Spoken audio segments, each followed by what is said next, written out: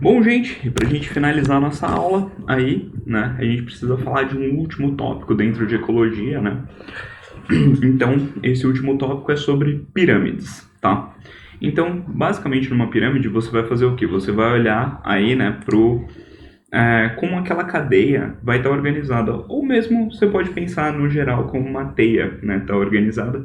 Mas o mais comum é você pensar em uma cadeia, né? Então, você vai ter lá os produtores na base dessa pirâmide, eles sempre estão na base, certo? Depois você vai ter consumidores primários, que estão consumindo esses produtores, e consumidores secundários, que vão consumir os primários, terciários consumindo os secundários, certo? Então, essa é a forma padrão de uma pirâmide ecológica aí, certo? E aí a gente tem que destrinchar em algumas formas, né? Alguns tipos de pirâmides que podem existir. Então, né, primeiro, ou vamos começar aqui pelo primeiro de energia, tá? Então, a pirâmide de energia, ela vai te dar uma certa quantidade de energia que esses produtores têm, por exemplo, né, no metro quadrado, e que isso é gerado no ano como um todo, certo? E a gente vai observar que essa pirâmide de energia, ela só pode ter esse formato aqui que está desenhado, certo? Então você sempre tem uma base mais larga e um ápice o quê? Mais afunilado, né? Menorzinho. E o que acontece? Esse degrau ele representa, né? Ele tem aí uma representação dessa quantidade de energia. Então você pode ver, né?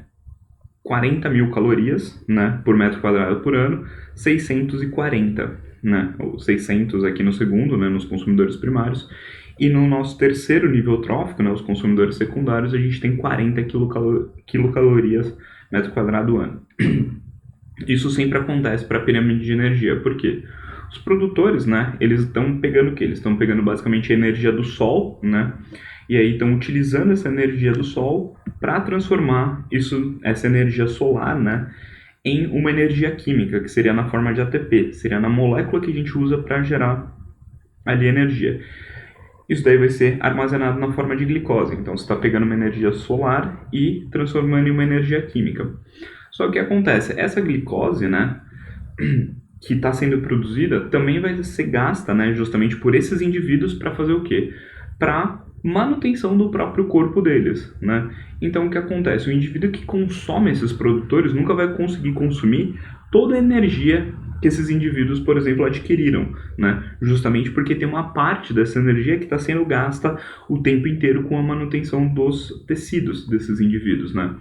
Mesma coisa para os consumidores primários e para os consumidores secundários aí também, né? Então a gente sempre vai ver uma pirâmide de energia que ela larga na base e ela vai afunilando conforme a gente chega no topo, certo? Bom, e aí a gente tem, vamos olhar de quantidade primeiro, que é uma mais fácil de visualizar. Então, quantidade, você está falando o quê? Você está pegando uma determinada área, por exemplo, e está contando quantos indivíduos tem, ou pensando numa cadeia, né? Pensando em quantos indivíduos tem aquela cadeia, né? Então, você vai contar lá o número de plantas, né? O número de gafanhotos que vão se alimentar dessas plantas e o número de aves que vão se alimentar desses gafanhotos, né? Então, uma forma, talvez, de pensar aí, né? Ou uma forma que talvez seja um pouco mais fácil da gente pensar imagina que eu tenho, 100 pés de gramas, né? E quantos pés de gramas cada gafanhoto vai comer, certo? Então, cada gafanhoto vai comer uma certa quantidade lá de graminhas, né? E provavelmente essa quantidade é maior do que um, certo? Então, não tem como, né, eu ter, por exemplo, 1000 gafanhotos comendo 1000 pés de grama. Da mesma forma, uma ave, né? Então, uma ave ela vai comer diversos gafanhotos aí, por exemplo, ao longo da vida dela, ou pelo menos aí no espaço de tempo que você está observando, que você está medindo, que você está pensando. Tudo bem? Então isso daí é uma pirâmide de quantidades ou uma pirâmide de número, como pode aparecer algumas vezes. Certo? E o que acontece? Essa pirâmide, né, daqui a pouco eu já mostro o exemplo, mas ela pode aparecer de forma invertida também, tá? Mas a gente já comenta desse exemplo.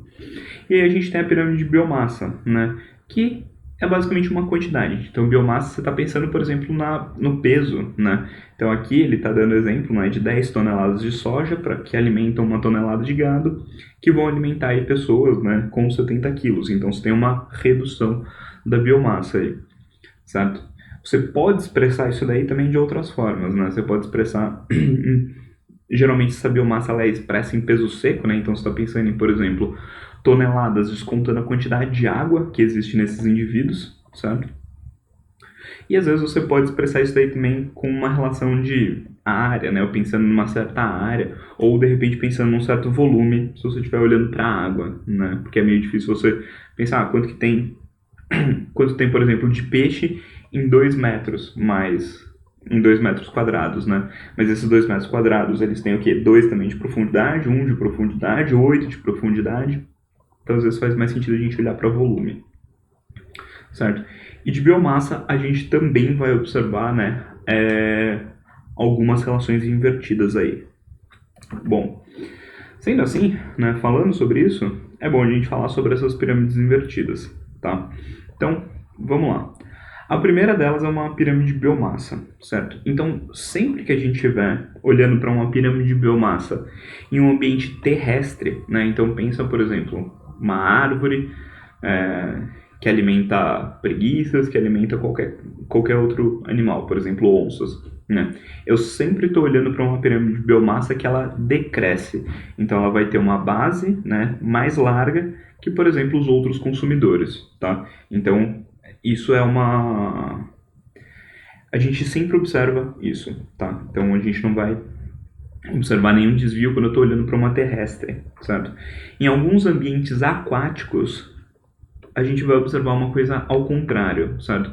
Então a gente vai ver uma quantidade, né, uma biomassa de fitoplâncton, né? Opa, aqui faltou um L nessa imagem, mas enfim.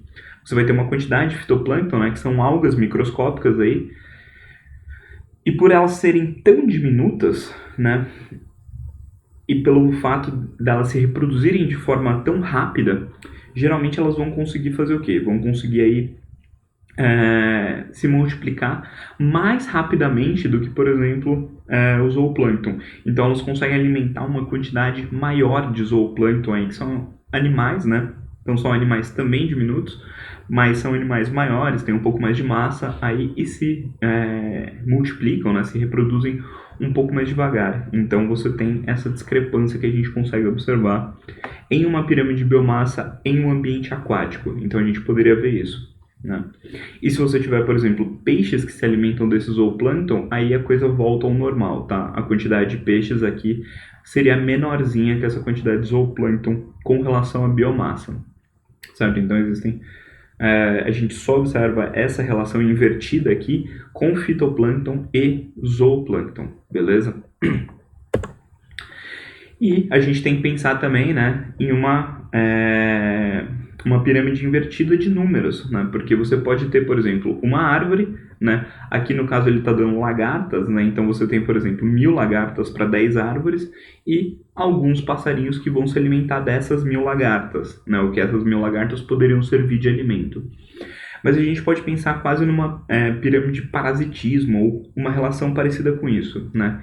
Então, quando o produtor, né, por exemplo, as árvores, forem indivíduos muito grandes, eles vão conseguir alimentar geralmente o quê? Diversos herbívoros ao mesmo tempo. Então você pode pensar em uma árvore, né, que alimenta diversas preguiças. Então, por exemplo, 100 preguiças, né? Estou pegando qualquer número aqui. E nessas 100 preguiças eu tenho o quê? Eu tenho lá uma certa quantidade de piolhos nelas. Então eu tenho 100 preguiças e vamos supor que cada preguiça tem 10 piolhos, então eu tenho 1000 piolhos, né? Só que dentro desses piolhos, dentro desses carrapatos, por exemplo, eu vou ter aí mais uma certa quantidade de protozoários que estão parasitando essas preguiças. Então, por isso que você vai ter o quê? Você vai ter um número maior, né? Então você tem um grande produtor, por exemplo, uma árvore, certo? E aí você tem um herbívoro, né, que é pequeno, então você vai ter uma alta quantidade desses indivíduos se alimentando, e depois você tem indivíduos que estão parasitando esses outros, né? Então, você tem, por exemplo, piolhos e carrapatos que estão parasitando as preguiças e protozoários que estão, por exemplo, parasitando os carrapatos e os piolhos. Então, esse número acaba aumentando e você tem uma pirâmide completamente invertida aí, né? Então, só para a gente ter noção que existem esses outros casos aí, né? Só para a gente não ficar com a ideia que a pirâmide sempre tem a base maior, né? E o ápice menorzinho. Então lembra, o que a gente tem de pirâmide tradicional? Ou normal, né? A pirâmide de energia, a pirâmide de biomassa e a pirâmide de número, certo? Então essas três podem apresentar, né, a base mais larga e o pico mais afunilado, certo? Ou mais afilado. A pirâmide de energia só pode apresentar essa forma, tá? Então nunca você vai encontrar uma pirâmide de energia invertida. Se você encontrar, foi algum erro que aconteceu aí, né? Pirâmides invertidas. A gente pode ter uma pirâmide de biomassa no ambiente aquático invertido, com aquele caso do fitoplâncton e zooplâncton, e você pode ter o quê? Uma pirâmide invertida de números, né? Caso seja, por exemplo, um evento de parasitismo, né?